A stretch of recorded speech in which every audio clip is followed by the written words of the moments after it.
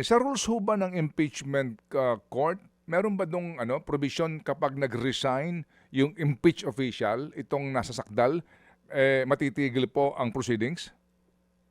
May dalawang school of thought po dyan, Manong Ted, no?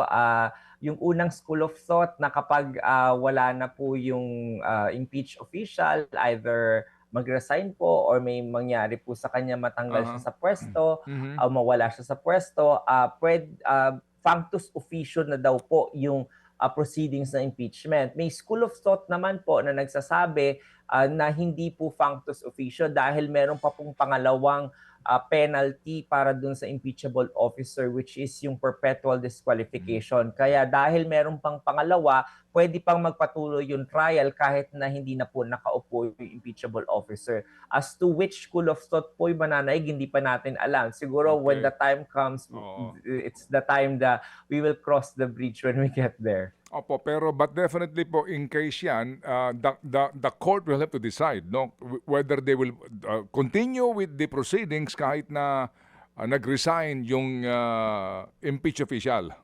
Tama ka po dyan, Manong Ted. Okay, ito lang po, kapag ho ba natanggal ang vice presidente, sino ho ang papalit?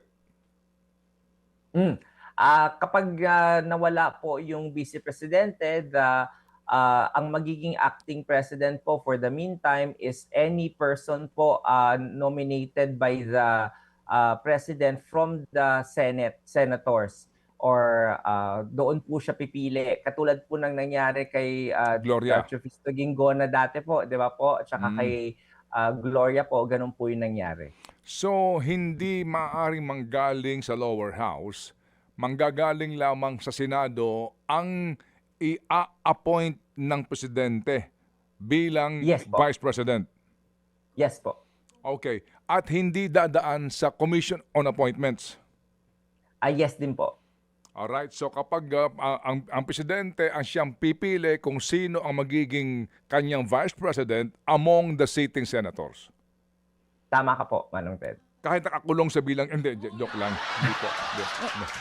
Natatawa ko lang si attorney. Oo, partner, dun sa tanong na yan, natanong mo ba kay Attorney Reggie, baka lang na-misheard ko. Attorney, kung sakaling nag-resign si VP Sara, bago pa man po yung desisyon ng Senate Court, can she still run for the office? Paano po ba yun? Hindi, dalawang nga school of thought eh. Yun yung kanina na sinasagot nyo dun sa school of thought. Tama ka po dyan, no?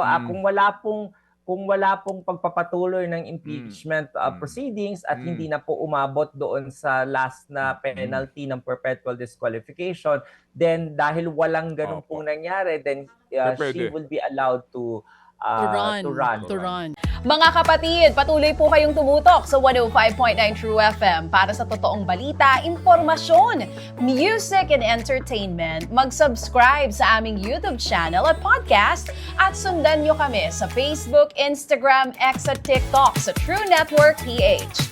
Bisitahin din po ang aming official website, truefm.ph. At panoorin din kami sa True TV Signal, Channel 19. Kami po ang 105.9 True FM. Laging true sa'yo, kapatid.